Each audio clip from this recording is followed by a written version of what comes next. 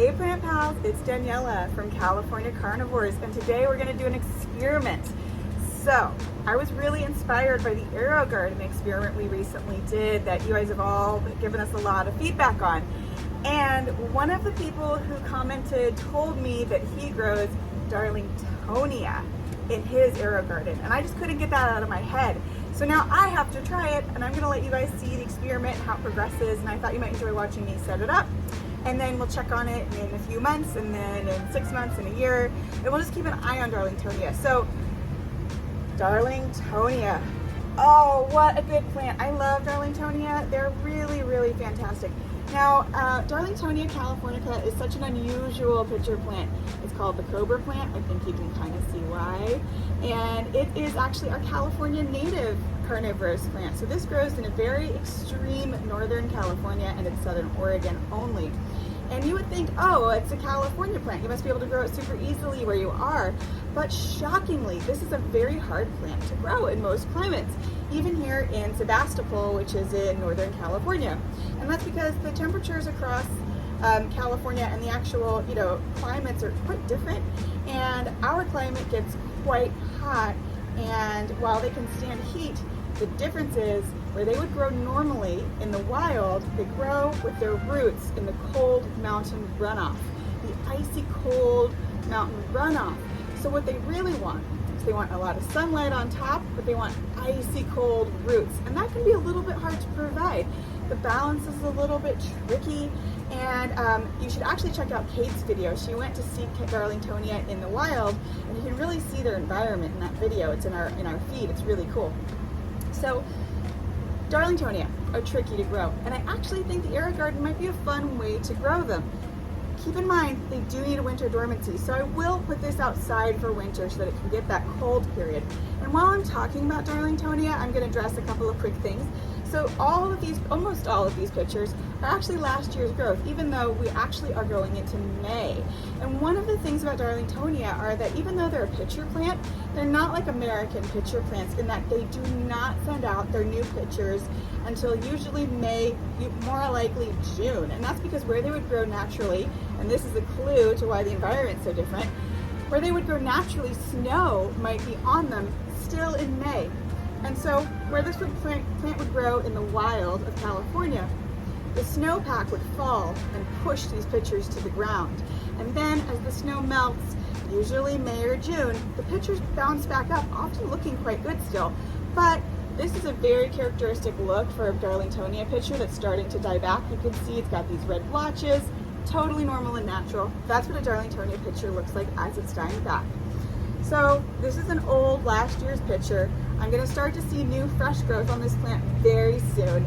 So while I probably should have done this video a month or two ago while it was still firmly asleep for winter, I'm going to go ahead and squeak this through and let's see what it's like to set this up. So firstly, I decided to get a really small, cute little Aerogarden, a little round one, because I'm not doing a ton of plants. So let me show you the box.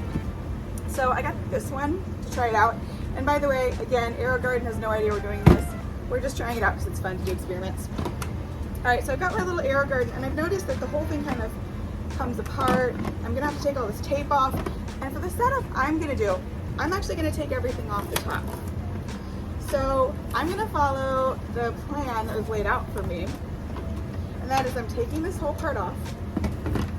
And that leaves me with this reservoir underneath, right?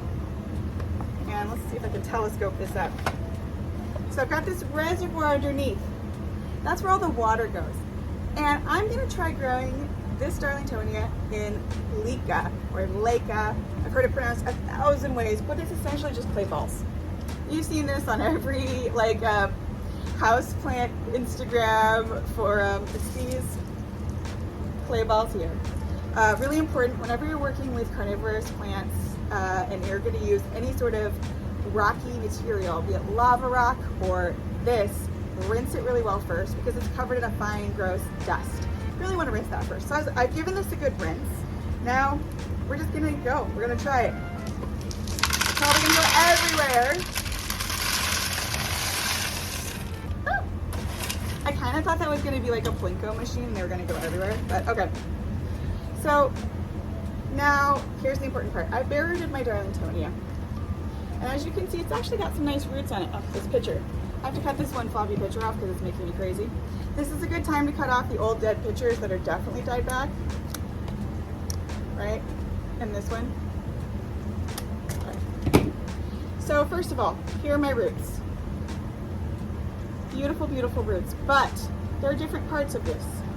A very important thing about Darlingtonia repotting is to look for things like this. This is the stolon, which is an underground stem, right? This is how they spread and grow. These are kind of firm in a way that they will break very easily. This root is different. I can bend it, it's not a big deal. Well, I want to be very careful with the delicate roots. I can manipulate it quite well.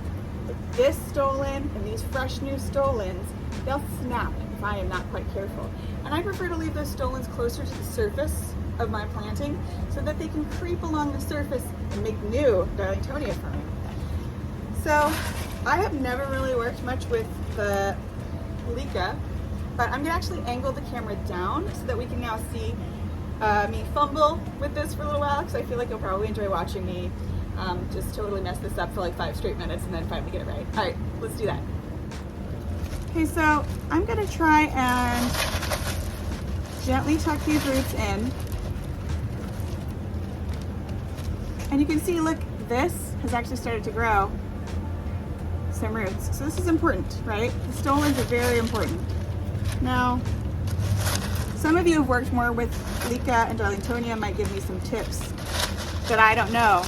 But having never worked with it, I'm just going to use my planting knowledge and feel it out.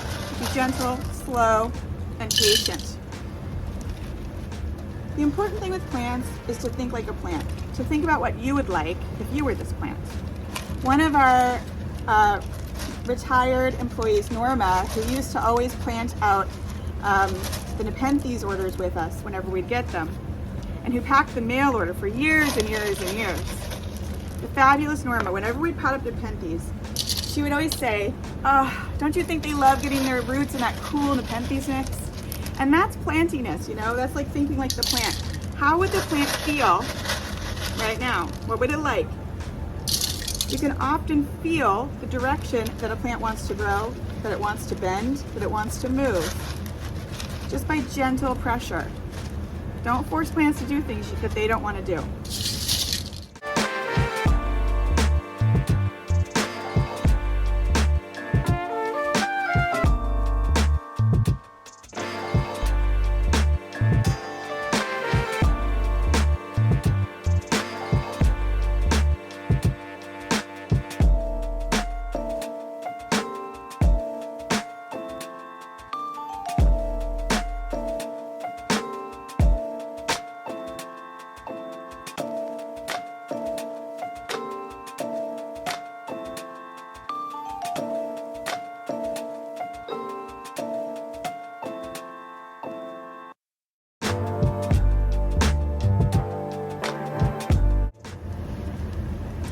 Alright, so this is a big experiment I'm very excited about. If you do grow your plants in the Aerogarden, I'd love to hear more about it.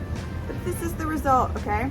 We're gonna see how this grows. I also tried to position this in the pot so that I know it'll continue to grow the direction I want it to grow to fill this out. I don't expect it to necessarily fill this out within the year, but you never know. If it loves this light, if it loves being indoors, it will.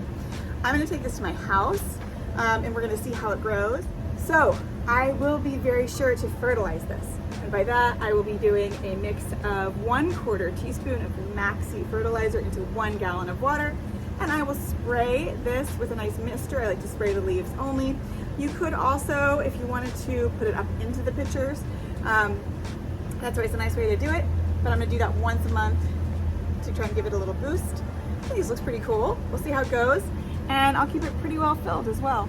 And I expect to see some new pitcher growth probably late June because I've shocked it up by doing this to it. So it's gonna hold it against me for sure and not grow a new pitcher right away. But it's worth it to give you guys a cool, fun experiment. All right, happy growing.